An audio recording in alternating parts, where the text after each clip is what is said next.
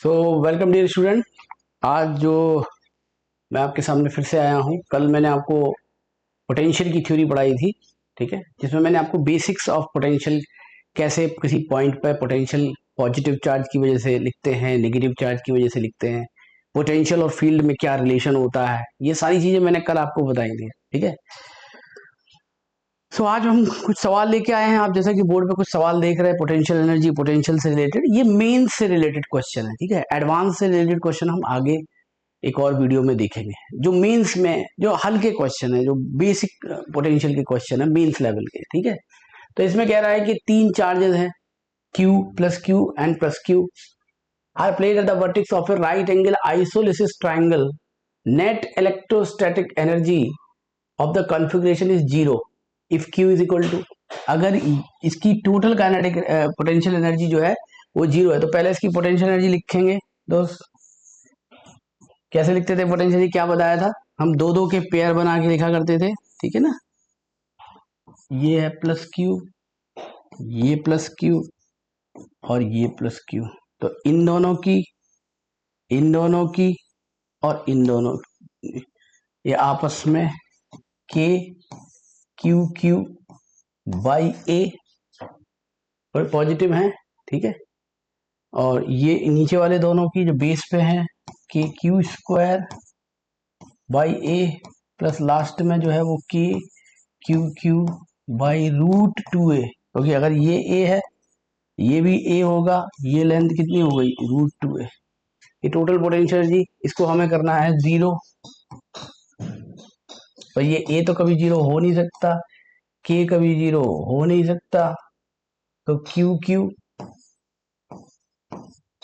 1+1 by root 2 यहां से आ गया दोस्त, और यहां से ये माइनस क्यू स्क्वायर इधर चला गया, ये क्यू से ये क्यू, क्या वैल्यू पूछ रहा है वो, कैपिटल क्यू पूछ रहा है वो, तो हो गया minus q root 2 upon root 2 plus 1। ये है माइनस क्यू अपॉन, लेकिन रूट 2 भी आएगा भाई इसमें। आंसर करते हैं क्या, net electric configuration zero if q is equal to, सही किया मैंने, के Q Q upon root 2a, के क्यू स्क्वायर अपॉन ए, के क्यू क्यू अपॉन ए, बिल्कुल सही किया, 1+1 बाई रूट 2।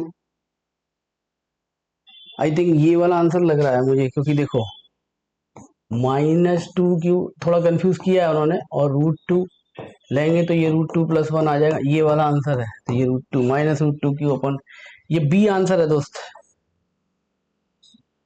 ठीक है। कंफ्यूज किया है उन्होंने, थोड़ा सा उसको चेंज कर, ऊपर नीचे 2 का मल्टीप्लाई कर दिया रूट 2 का, तो ये -2 क्यू हो गया और नीचे 2 प्लस रूट 2 हो गया, ठीक है। तो बी आंसर है। ऑब्वियसली तीसरे चार्ज को नेगेटिव होना पड़ेगा, तभी तो ओवरऑल पोटेंशियल एनर्जी जीरो होगी, ठीक है। तो ये मेंस लेवल में इस तरह के सवाल आ सकते हैं। सेकंड कह रहा है कि, सेकंड ये है क्वेश्चन, कह रहा है कि चार चार्जेस हैं, देखो ऐसे, शायद आपको क्वेश्चन में थोड़ा छोटा दिख रहा है होगा, तो मैं यहाँ बड़ा बना देता हूँ। ये ऐसे चार चार्जेस हैं, माइनस क्यू, ऐसे ये चार चार्जेस हैं, और ये एक स्क्वायर के चारों कोनों पे रखे हैं, ठीक है। स्क्वायर के चारों कोनों पे रखे हैं चार charges, A B C D, A और बी पे प्लस चार्ज रखे हैं, बी और सी और डी पे माइनस चार्ज रखे हैं, ठीक है। इनकी वजह से पोटेंशियल ई है, फील्ड और पोटेंशियल ई है सेंटर पे, यानी स्क्वायर के डायगोनल जहां कट करते हैं उस जगह पर फील्ड है, उस जगह पर कुछ पोटेंशियल होगा, ठीक है। ए और बी पे बैठे हुए चार्जों की पोजीशन को इंटरचेंज कर देते हैं विद डी और सी, यानी ए वाले चार्ज को डी पे बैठाते हैं, डी वाले चार्ज को सी पे बैठाते हैं। करिए, ए वाले चार्ज को डी पे बैठा देते हैं और डी वाले चार्ज को सी पे बैठा देते हैं। जरा देखें, तो ए पे प्लस क्यू आ गया, तो डी पे माइनस क्यू, ए पे माइनस क्यू आ गया, बी पे प्लस क्यू था, बी पे माइनस क्यू आ गया, तो सी पे प्लस क्यू आ गया। इंटरचेंज कर देते हैं, इनकी पोजीशन को आपस में इंटरचेंज कर देते हैं। तो वो पूछ रहा है ऑप्शन, इनमें से कौन सी चीज चेंज होगी, कौन सी अनचेंज रहेगी? क्या फील्ड चेंज होगी, क्या फील्ड अनचेंज रहेगी, क्या पोटेंशियल चेंज होगा, क्या पोटेंशियल अनचेंज रहेगा? तो पहले हम देख रहे हैं कि इस पोजीशन में फील्ड की वैल्यू क्या है। ये प्लस क्यू है, ये माइनस क्यू है, दोनों की फील्ड इस तरफ को हुई ई प्लस ई, ये प्लस क्यू माइनस क्यू, दोनों फील्ड इस तरफ को हुई 2e। एक चार्ज की वजह से फील्ड अगर ई है के क्यू अपॉन आर स्क्वायर, दो चार्ज की वजह से 2q plus Q minus Q एक ही डायरेक्शन में हो जाएगी। ठीक है, अब इस कॉन्फ़िगरेशन में देखते हैं, माइनस क्यू प्लस क्यू, तो फील्ड इस तरफ को हो गई 2e, plus Q minus Q field इस तरफ को हो गई 2e। तो आप देख रहे हैं फील्ड का मैग्नीट्यूड चेंज नहीं होगा, लेकिन डायरेक्शन डाउनवर्ड के बजाय अपवर्ड हो जाएगी, तो फील्ड चेंज हुई है, यानी ई इज चेंज्ड। कोई भी वेक्टर अगर मैग्नीट्यूड सेम हो लेकिन डायरेक्शन बदल जाए तो वो वेक्टर चेंज माना जाता है, तो ई चेंज। पोटेंशियल इसमें भी जीरो है, कैसे? प्लस क्यू जितना दूरी पे है उतनी दूरी पे माइनस क्यू है, इसमें भी माइनस क्यू उतनी दूरी पे है, प्लस क्यू उतनी दूरी पे है, तो पोटेंशियल पहले भी जीरो था और अभी भी जीरो है। ठीक है दोस्त, यानी पोटेंशियल जीरो से जीरो ही रहा, अनचेंज्ड। ठीक है, जेईई मेंस में ये पूछा गया क्वेश्चन है। तो E changed but V remain unchanged, I think इसका fourth is the right answer. ठीक है, अब नेक्स्ट इसमें क्या कह रहा है? नेक्स्ट में कह रहा है कि पोटेंशियल, मैं आपको थ्योरी में बताया था कि फील्ड पोटेंशियल में क्या रिलेशन होता है, उस आधार पे क्वेश्चन इन्होंने सेट किया है। पोटेंशियल दिया, मैंने आपको क्या बताया था कि जब पोटेंशियल दिया हो तो फील्ड कैसे निकालते हैं? डिफरेंशिएट करके, minus of dB by dx। ठीक है, इसको डिफरेंशिएट करेंगे, तो हम इसको डिफरेंशिएट करने के लिए ऐसे लिख सकते हैं क्या, एक्स स्क्वायर माइनस 4 की पावर -1, ऐसे लिख लिया मैंने। ठीक है, अब हम इसको डिफरेंशिएट करते हैं, तो -20 nx n minus 1 n x n minus 1, अब एक्स स्क्वायर का डिफरेंशिएशन 4 का डिफरेंशिएशन 0, ऐसे आपको पता होगा। तो ये यहां से हो जाता है, निकल के आ जाता है 40x upon x square minus 4 का होल स्क्वायर। ये फील्ड की वैल्यू आ जाती है, माइनस माइनस मल्टीप्लाई के प्लस 40x।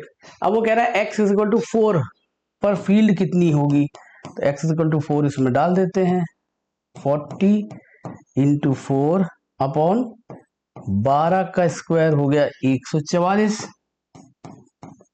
40 गुणे 4 अपॉन 144, 4 36 10/9। ठीक है, और ओके ऑब्वियसली चूंकि फील्ड पॉजिटिव आ रही है इसलिए पॉजिटिव डायरेक्शन में होगी।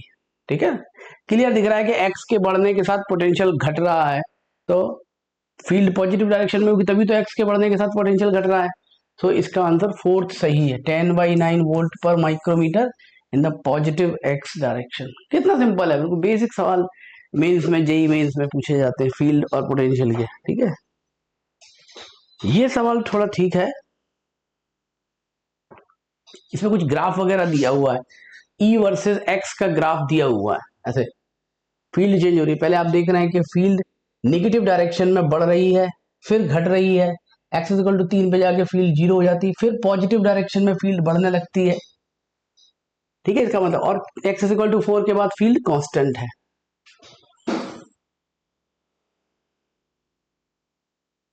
वाई जेड कंपोनेंट 0 है, ओरिजिन पे पोटेंशियल दिया है 10 वोल्ट, तो x इज इक्वल टू 2 पे कितना पोटेंशियल होगा? सबसे पहले हमें फॉर्मूला पता होना चाहिए, delta v is equal to minus E D X या ई एक्स डी एक्स। इसको मैं लिखता हूं final potential minus initial potential minus E X D X. मैं इसको थोड़ा आसान सा बना देता हूं। ठीक है, इसको मैं लिख देता हूं V I minus V F, minus इधर ले गए, ई एक्स डी एक्स को क्या मैं लिख सकता हूं, area under the E x curve, under the E x graph. जो ई एक्स ग्राफ का एरिया होगा वही V I minus V F होना चाहिए, क्योंकि ग्राफ बनाया तो फिर हम ग्राफ से सीधा ही निकाल लेते हैं, हम क्या कोई इक्वेशन निकालेंगे। तो अगर वो x इज इक्वल टू 2 का पोटेंशियल पूछ रहा है तो हम इस ट्राइंगल का जो 0 से 2 का एरिया निकाल लें, v initial minus v final is equal to area कितना है, हाफ बेस इंटू हाइट, और माइनस में लेंगे क्यों? क्योंकि ये आपने काइनेमेटिक्स में पढ़ा होगा, एक्स एक्सेस के नीचे जो ग्राफ है वो नेगेटिव में लिया जाता है। तो ये -20 एरिया हुआ दोस्त। वी इनिशियल उन्होंने 10 दिया है, तो वी फाइनल यहां से निकल के आ जाता है 30 वोल्ट। C answer. आप सीधा एरिया निकाले। दूसरा तरीका है कि आप इस लाइन की इक्वेशन निकालो फिर उसको इंटीग्रेट करो। तो इंटीग्रेशन से बचने के लिए मैंने सीधा एरिया ही निकाल दिया। अब वो कह रहा है कि greatest possible value of electric positive value electric potential on the x axis 0 से 6 के बीच में कहां होगी। तो पहले जरा ध्यान से देखो, मैं आपको बताता हूं। x इज इक्वल टू 0 से 2 तक, x इज इक्वल टू 0 से 2 तक फील्ड नेगेटिव डायरेक्शन में है। यहां पोटेंशियल 10 वोल्ट है। अभी हमने निकाला कि यहां पोटेंशियल आ गया 30 वोल्ट। इस लाइन पर कितना आ गया पोटेंशियल? 30 वोल्ट। ठीक है, हमने एरिया अंडर द ग्राफ से निकाल दिया। इस लाइन पर 30 वोल्ट क्यों? फील्ड की अपोजिट जाने पर पोटेंशियल बढ़ता है। अब फिर आप देख रहे हैं अभी भी फील्ड नेगेटिव ही है, देखो नेगेटिव एक्स एक्सिस पर है और घट रही है। ठीक है, तो एक्स इज इक्वल टू 3 तक जाते जाते फिर पोटेंशियल बढ़ेगा। ठीक है, अगर मैं यहां बना दूं, उधर इसको हटा देते हैं। एक्स इज इक्वल टू 3 तक जाते जाते फिर पोटेंशियल घटेगा, फील्ड के अपोजिट जाने, सॉरी बढ़ेगा, फील्ड के अपोजिट जाने पर पोटेंशियल बढ़ता जाता है। ठीक है, यहाँ 30 हो गया, यहाँ हो सकता है और ज्यादा हो जाएगा। लेकिन इसके बाद आप देख रहे हैं फील्ड पॉजिटिव हो रही है। देखो 3 के बाद फील्ड पॉजिटिव है, पहले बढ़ रही है फिर कांस्टेंट हो गई। फील्ड पॉजिटिव होने का मतलब है कि अब इसके बाद पोटेंशियल घटने लगा। इसका मतलब कि maximum potential x is equal to 3 पर है। ठीक, so x is equal to 3 तक का एरिया हम निकाल लेते हैं। V I minus V F half base कितना हो गया इस ट्राइंगल का? 3 इंटू -20, ये कितना आ गया? -30, और शुरू में था 10 -30, तो वी एफ हो गया 40। यहाँ पे 40 आ जाएगा वोल्ट। तो maximum possible value of potential D answer हो गया इसका। ठीक है ना, क्योंकि जब तक फील्ड अपोजिट रहेगी, अपोजिट डायरेक्शन में आप आगे बढ़ोगे तो पोटेंशियल बढ़ता है और उसके बाद पोटेंशियल घटता जाता है। The value of x for which the potential is 0। अब आपको बताना है क्योंकि यहाँ पे 40 है, तो अब पोटेंशियल फील्ड कांस्टेंट हो गई, 20 पे कांस्टेंट हो गई ना। आप देखो 4 पर फील्ड हो गई आपकी 20। ठीक है, और 4 के बाद अपने हमने x इक्वल टू 2 पे पोटेंशियल निकाला, x इक्वल टू 3 पे निकाला। The potential is 0। सो अगर हम ऐसा कर लें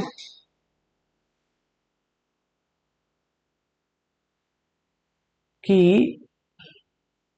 40 वोल्ट है ना, x इक्वल टू 3 पर, x इक्वल टू 4 पे वोल्टेज पहले देख ले। ऐसे कर सकते हैं, 4 पे वोल्टेज देख ले। V I minus V F, area under the graph कितना हुआ? हाफ बेस इंटू हाइट, ये हो गया 10 क्योंकि पॉजिटिव है। और V I excess equal to, मैं 3 से 4 में देख रहा हूं, 3 से 4 में, तो 3 पे हमारा वोल्टेज आया था 40, तो अब हमारा वोल्टेज फिर से घट के 30 हो गया। और इसके बाद अब फील्ड यूनिफॉर्म हो गई। ठीक है, तो हम सीधे लिख सकते हैं V initial minus V final is equal to E into D, E into D. तो कितनी डिस्टेंस पे जाके पोटेंशियल 0 हो जाएगा? तो वी इनिशियल यहाँ पे था 30 माइनस 0, ई कितना है? 20 इंटू डी, यानी 1.5 मीटर और चलेंगे। अगर हम 4 के बाद अगर हम 1.5 मीटर और आगे चलेंगे तो पोटेंशियल जाके 0 हो जाएगा। तो 4 में 1.5 और जोड़ा तो 5.5 आ जाता है। ठीक है ना, मैंने क्या किया कि x इक्वल टू 3 पे पोटेंशियल निकाल लिया। इसके बाद मुझे कितना और चलना पड़ेगा क्योंकि फील्ड अब इस डायरेक्शन में, तो पोटेंशियल घटता जाएगा 40 से। फिर मैंने x इक्वल टू 4 पे चेक किया कि 40 से 1 मीटर और आगे बढ़ने पोटेंशियल 30 हो गया। अब कितना घट के 1.5 मीटर और आगे चलेंगे क्योंकि अब यूनिफॉर्म था, तो एरिया निकालने की जरूरत ही नहीं है, कुछ इंटीग्रेट करने की जरूरत ही नहीं है, सीधे ही आंसर आ जाएगा। ठीक है ना, तो बेसिक सा सवाल है जैसे आप काइनेमेटिक्स में सवाल करते थे। नेक्स्ट, ये तो बहुत ही इजी सवाल है। इसमें क्या कह रहा है कि एक चार्ज ये रखा है Q, इसके सर्कुलर पार्ट पर ABC पे 3 पॉइंट है और एक पॉइंट P है। एक चार्ज को हम P से, इधर P से A पर ला रहे हैं, फिर B पे ला रहे हैं, C पे ला रहे हैं। तो कितना आपको वर्क डन करना पड़ेगा। The work done in taking a point, मतलब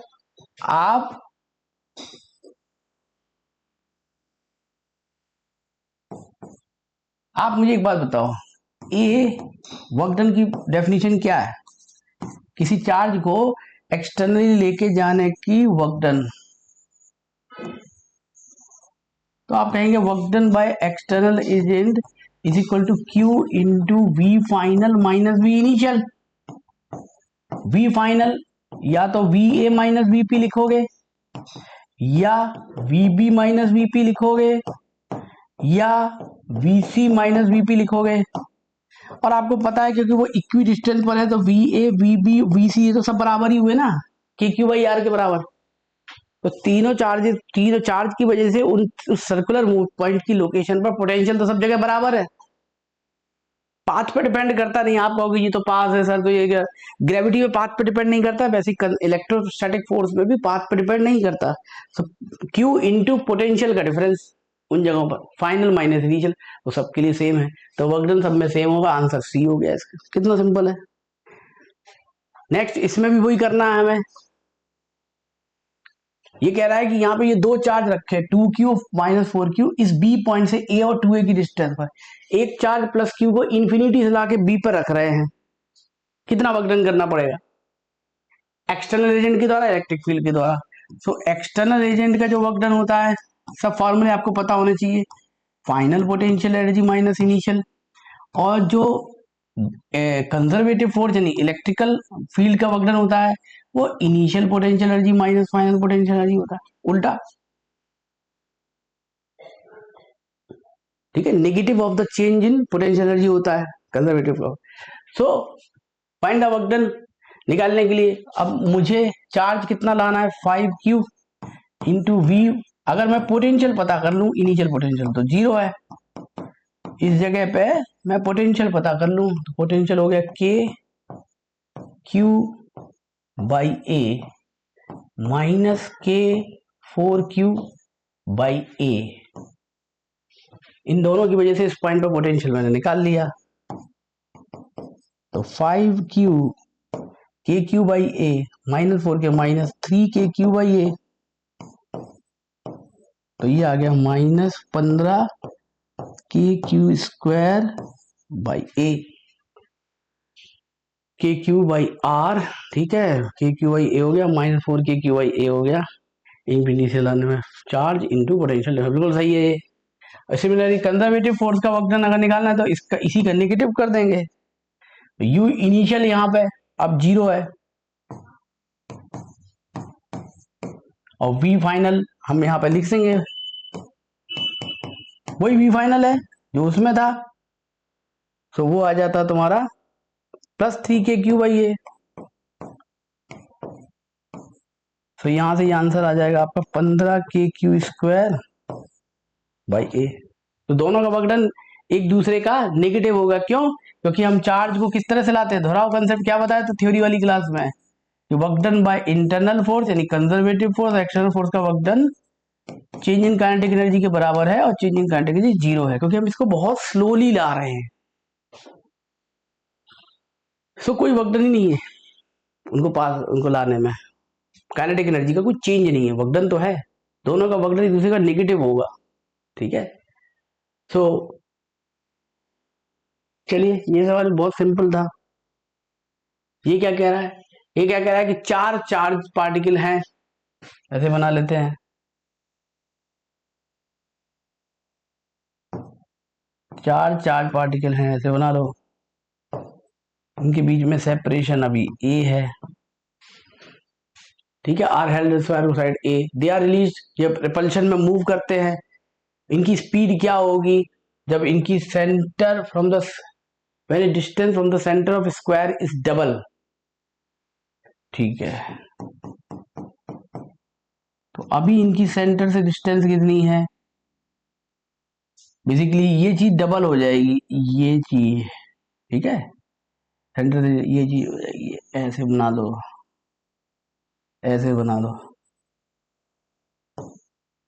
√2 हुआ diameter, divide by A by √2, A by √2, A by √2, कितना हुआ 2a √2a, यानी सेंटर से डिस्टेंस अब इनकी √2a हो जाएगी।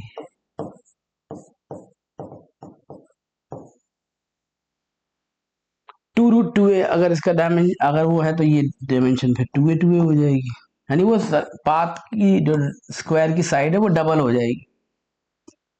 तो इनकी स्पीड्स क्या होंगी, सिमेट्री से सबकी स्पीड बराबर होगी।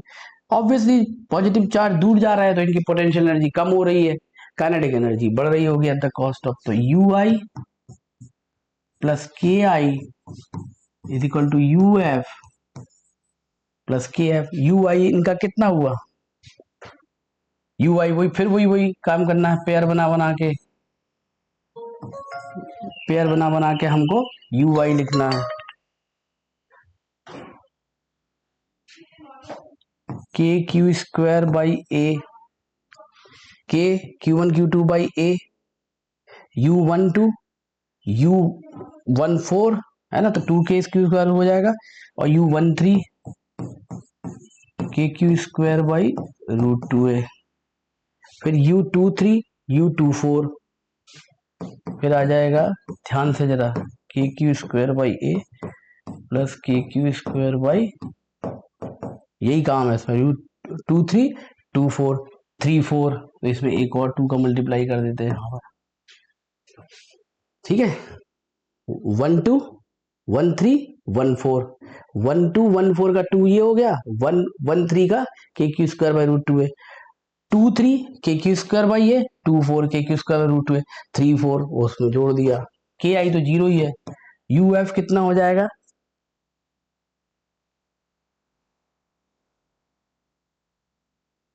मतलब मेरे ख्याल से अगर हम इसको जोड़ दें, पहले हम इसका यू आई निकाल ही देते हैं और उसमें ए की जगह 2a डाल देंगे, तो बार बार कैलकुलेट करना पड़ेगा, ठीक है। ये आ गया 2 हो जाएगा 4 के Q square by A plus 1/2 के क्यू स्क्वायर बाई √2a, 2 के क्यू स्क्वायर बाई √2a, ठीक है।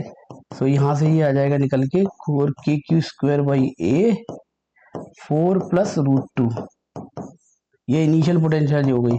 अब इसी में हम फाइनल पोटेंशियल निकाल सकते हैं। फाइनल पोटेंशियल निकालने के लिए हम ए की जगह √2a, ए की जगह 2a रख दें, बस डबल हो रही है स्क्वायर की साइड, तो यहाँ पे 2a रख दो, बाकी एवरीथिंग इज सेम, 4 प्लस √2 अब उसमें रख दो। तो पहले इनिशियल पोटेंशियल ये थी,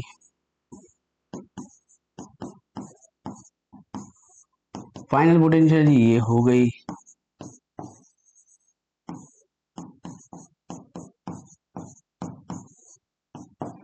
ठीक है। तो final kinetic energy 4 into half mv² करोगे ना दोस्त, 4 मास है ना, ये इधर ले आएंगे तो ये हो जाएगा के क्यू स्क्वायर